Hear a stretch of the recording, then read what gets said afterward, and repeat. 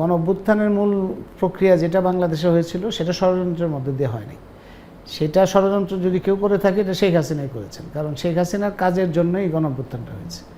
শেখ হাসিনার ভূমিকার জন্য এবং সরকারের যে নির্বিচার হত্যাকাণ্ড সেটার কারণে মানুষের ক্ষোভ প্রকাশিত হয়েছে।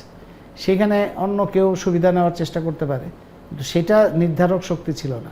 এরকম না যে শেখ হাসিনা সরকার খুব জনপ্রিয় ছিলেন এবং তারা জনগণ তাদের সমর্থনে বসেছিল আর অন্যরা এসে, এটা যদি সত্য হইতো তাহলে তো শেখ হাসিনা নির্বাচনই দিতে পারতেন। সেই নির্বাচন ছাড়া ক্ষমতায় টিকে থাকার জন্য চেষ্টা করতে গিয়ে যত ধরনের অপকর্ম হয়েছে সেটার বিরুদ্ধে মানুষের এই বহিঃপ্রকাশটা, এই ক্ষোভের বহিঃপ্রকাশটা অনিবার্য ছিল। শেখ হাসিনার আমি কোনো রাজনৈতিক ভবিষ্যৎ দেখি না। তবে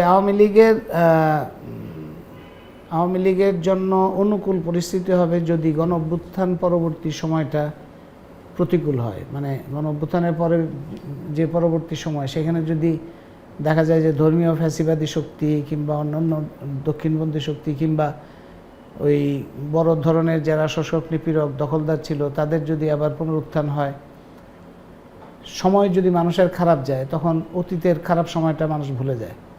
তো সেটা আওয়ামী লীগের জন্য ভালো হবে। গত কিছুদিনে বেশ কিছু ঘটনা ঘটেছে যেটা আওয়ামী লীগের পক্ষে যাবে, আওয়ামী লীগ ব্যবহার করতে পারবে। আবার অতিরঞ্জনও আছে, আওয়ামী লীগ সেটা ব্যবহার করছে। কিন্তু অতিরঞ্জনটা করতে পারছে এই কারণে যে সরকার অনেক ক্ষেত্রে, অনেক তথ্যের ক্ষেত্রে যথাযথভাবে তথ্য প্রকাশ করছে না। তো যথাযথভাবে তথ্য প্রকাশ না করলে তখন যারা গুজব ছড়াইতে চায় তাদের জন্য সুবিধা হয়। সেটা ভারতেও সেই কাজটা করছে, আওয়ামী লীগও সেটা করছে।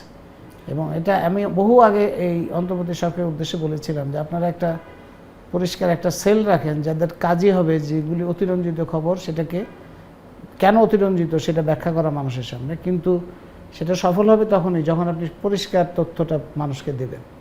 আপনি তথ্য যদি গোপন করতে চান অবশ্যই গুজবের জন্ম হবে, এবং সেটা আওয়ামী লীগের বা ভারতের এখন যারা অপপ্রচার করে কিছু সুবিধা নিতে চাইছে তাদের সুবিধা হবে। আওয়ামী লীগের ভোট তো আগে যেরকম ছিল শতকরা প্রায় 30% একটা ভোট ছিল, কিছু হয়তো কমবে এখন। কিন্তু আমি মনে করি যে আওয়ামী লীগ নামে তো আর এখন ইলেকশন করতে পারবে না, তার বিরুদ্ধে খুবই গুরুতর অভিযোগ আছে। কিন্তু আওয়ামী লীগের যা কেউ অনুসারী, কেউ যদি তার বিরুদ্ধে সুনির্দিষ্ট অভিযোগ না থাকে, তারা যদি নির্বাচনে অংশগ্রহণ করে তাহলে তো সেটা একটা তাদের একটা অংশগ্রহণ থাকলো একভাবে। কিন্তু মানে আওয়ামী লীগ তো দল হিসেবে করতে পারবে না এখন। এবং আওয়ামী লীগের নেতৃবৃন্দ যারা এই হত্যাকাণ্ডের সাথে কোনো না কোনোভাবে দায়িত্ব আছে তাদের পক্ষে তো নির্বাচন করা সম্ভব হবে না। সুনির্দিষ্ট অভিযোগ না থাকলে কেউ নিশ্চয়ই করতে পারবে।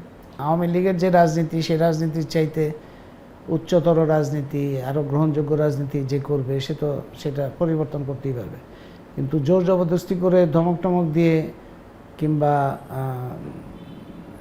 সহিংসতা করে তো আর কোনো মতবাদকে দমন করা যায় না বা রাজনীতি শেষ করা যায় না।